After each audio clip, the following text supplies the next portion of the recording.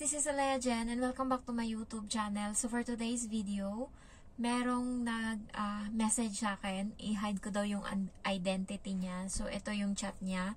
Hello babe, please hide my identity. Pwede mo i-content para na din sa mga baguhan na kababayan natin. Andito na ako ngayon sa Pinas. Ako yung nag-message sa'yo dati na nagkaroon ng anxiety mood disorder dahil sa amo ko na wala nang ginawang tama. Puro sigaw.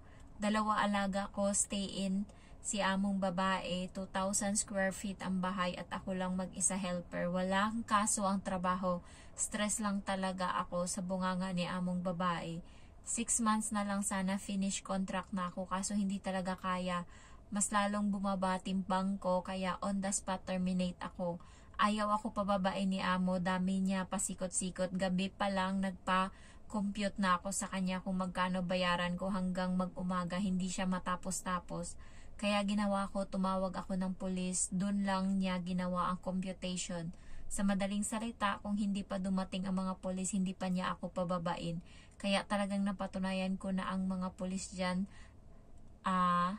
sa patas sa lahat. Hindi nila ako iniwan sa bahay nila amo nang hindi masettle ang lahat. So, sabi ko sa kanya, good job be, kasi yun nga,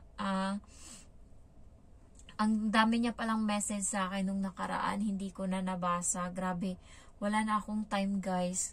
Ang daming nagme-message sa akin, hindi na ako nakaka-reply kasi nga, grabe, ang trabaho ko is yung chika lang to. Title ko na chika para hindi na yung manood yung iba. So, ang trabaho ko is grabe, ang dami. Tapos mabagal pa ako kumilos. Tapos nagsi-cellphone pa ako. Yung pagsi-cellphone ko naman is nagpo-post ako sa YouTube. Inaasikaso ko yung YouTube ko. Alam mo yung punong-puno yung utak ko guys, kung alam nyo lang kung iniisip ko kung ano yung content ko. Kasi di ba magto 2 years na ako and everyday ako, minsan lang ako walang upload. So, yun yung isa din sa mga reason.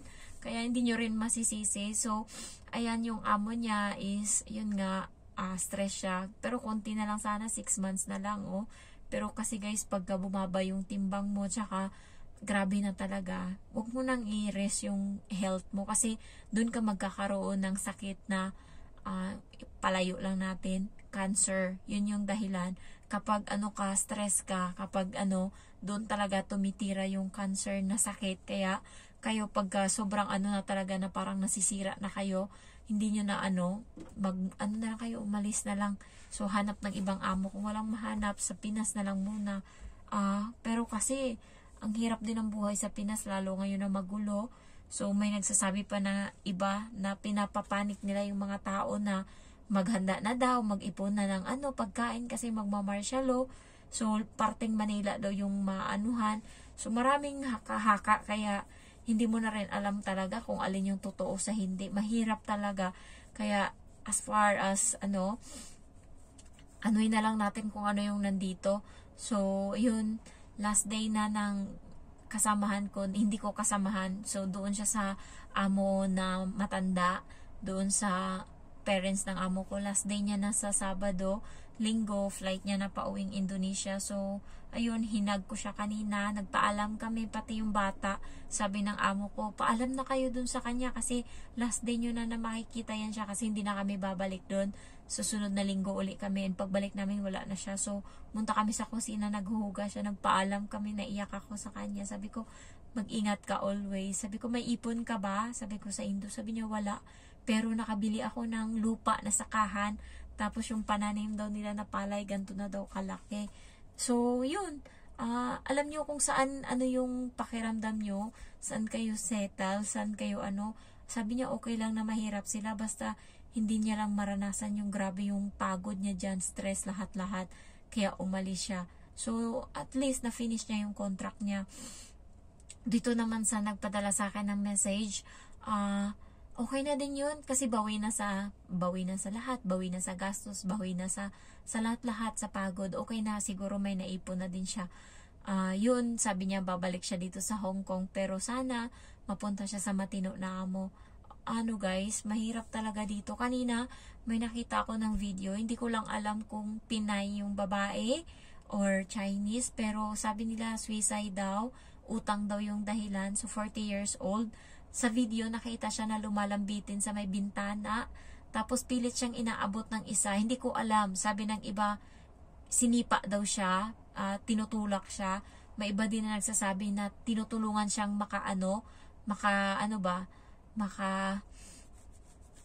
makabalik or mahila pataas. Pero kasi nakasampa na yung kamay niya, ay yung paa niya sa aircon sa baba. Bali bintana nila kasi hanging ganon. So nakasabit siya dito, ayan, and sa baba niyan may aircon. Nakasampa yung paa niya doon sa aircon. Tapos, pero nahubaran siya, natanggal yung damit niya. Tapos, yung babae is nasa loob ng bintana, inaabot siya. Hindi ko alam kung, sabi ng iba, sinipa daw siya, tinulak daw siya. Sabi naman ng iba, pinipilit siyang inabot, pero nahulog siya, guys. Nakabra lang siya nung bumagsak sa lupa. So, hindi ko lang alam kung Pinay or basta ang sure ako is 40 years old siya and utang yung dahilan, kaya siya nagpakamatay. Alam niyo ba, guys, thanks to God, tapos na ako sa Prime ko na na bayaran. Oy, andito pa pala yung yung resibo lahat-lahat. So ito yung ini-scan ko sa 7-Eleven every month pag nagbabayad ako. Tapos ito lahat yung resibo na tinabi ko simula nung first payment ko. Ayan, bura-burado na yan siya. Wala nang makita. Hanggang sa pinaka-last na payment ko, ipon yan lahat. Pero ngayon, itatapon ko na siya kasi natawagan ko na yung bangko and kinonfirm or inano ko sa kanila. Tinanong ko kung pa-verify naman po kung fully paid na po ako. Tapos tinanong nila yung Hong Kong number ko, kung ano yung pangalan ko, kung ano yung birthday ko, tapos magkano yung buwanan ko na bayad.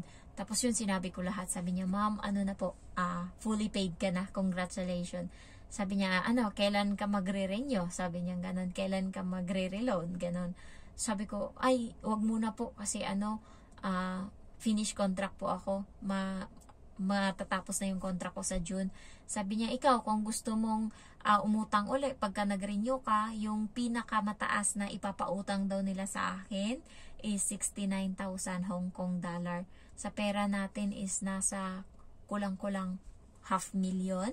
Ayan, so ganun kalaki yung nila. Pero grabe, ay mamatay siguro ako ng bayad nun. Tapos yung tubo nun siguro malala din. Kaya sabi ko, pass muna po. At least wala akong utang, di ba? So yun, yung utang na natira na lang sa akin ngayon is yung yung sa HS, madali lang yun. Tumbling-tumblingan ko lang yan, 2 buwan. 1-2 lang yan eh. Itong ang isa, tag-2-9. Buhay pa ako. So, ayun, lang ako ngayong gabi kasi kakabayad ko lang. So, walang natira sa sahod ko. Tapos, nag-message sa akin yung pamangkin ko na manghingi daw siya ng pera nung taga Maynila. Grabe naman kasi yung mga kapatid ko.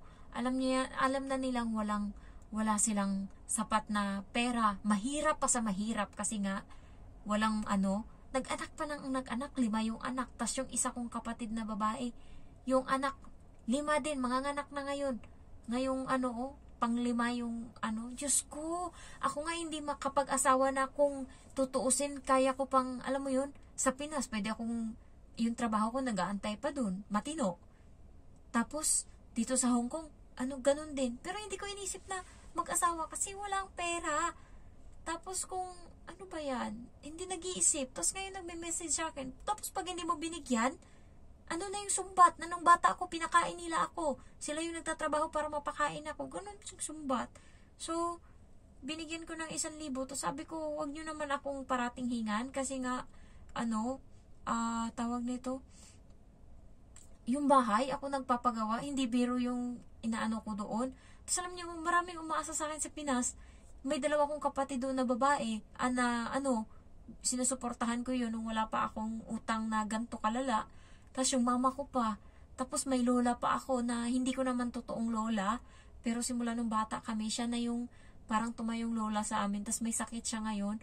Nanghingi siya parati, baka daw may extra, pahingi daw 1,000 pangbili niya ng gamot. So, dumagdag yun. So, ayun guys, marami. Tapos wala. Parati na lang ako. So, yun, sinabihan ko yung pamangkin ko. Tapos nagsabi, pasensya na po. Kasi sa Sabado pa daw sa sahod. Alam mo yung ang dami-dami nila, malalaki na sila. Dapat marunong na silang magtrabaho kasi yung pinakapanganay nila is mga nasa 23 na ata yung edad. Alam ko, mga ano kasi, laking Maynila, hindi alam kung ano yung hirap, hindi marunong umano. Ako 16 years old, nagtatrabaho na para lang makabuhay, mabuhay. So, Diyos ko, naiinis ako pag naiisip ko, parati na lang ako. So, yun, magpapadala ako sa kanila. Nung Pasko, nag-message din yan, tapos hindi ko ni-replyan. Kasi nga, wala talaga akong pera, magkano lang natira sa akin, 500. Tapos yung sa probinsya ko, binigyan ko pa yung kapatid ko doon kasi nanghingi. Grabe no, nainis lang ako, parang hindi nila, akala siguro nila haya-haya ko, hindi nila alam yung hirap ko dito, walang tulog masyado, lahat. Tapos pag hindi ako nakapagbigay, ako pa masama, ang yabang-yabang na daw. Kaya sabi ko sa kanya, bilangin mo lahat ng nagastos mo sa akin nung bata ako, nung pinakain mo ako, bilangin mo lahat para isang bayad na, para wala nang sumbatan. Diyos ko, parang hindi magkapatid ba? Kaya swerte nyo na pag may kapatid kayo na concern sa inyo. Kasi sa akin, konti lang yung concern. 8 kami, iba-iba ugali. Malala. Diyos ko. Nainis lang ako. So, ayun lang guys. Kung alam nyo naman sa sarili nyo na hindi worth it yung trabaho nyo dito, umuwi na lang kayo para maalagaan nyo yung anak nyo. May iba kasing anak na dahil wala ng nanay na nagbabantay, na papariwara. So, yun, nasabi ko lang yung hinaing ng subscriber ko. Thankful ako kasi okay siya dun sa Pinas. Sana kung makabalik siya dito, mapunta siya sa matino na employer. And by the way, yung mga pulis dito sa Hong Kong is pantay talaga sila. Walang amo, walang Chinese, walang Pilipino pagdating sa batas. Kaya saludo ako. Ibang-iba sa pulis sa Pinas. Diyos mio, sana. Ayan, so yun. Pagka may nangyari sa inyo or anong mangyari man, call 999 lang, tapos andito na kaagad, ayan na agad yung police. So, ayun lang guys, and thank you for watching. Time check ngayon is 12:30 na ng hating gabi. So, nandito ako sa kwarto, and hindi ko lang maatim na wala akong upload tomorrow, kaya nag-video ako ngayon. Thank you guys, and I love you all. Bye-bye.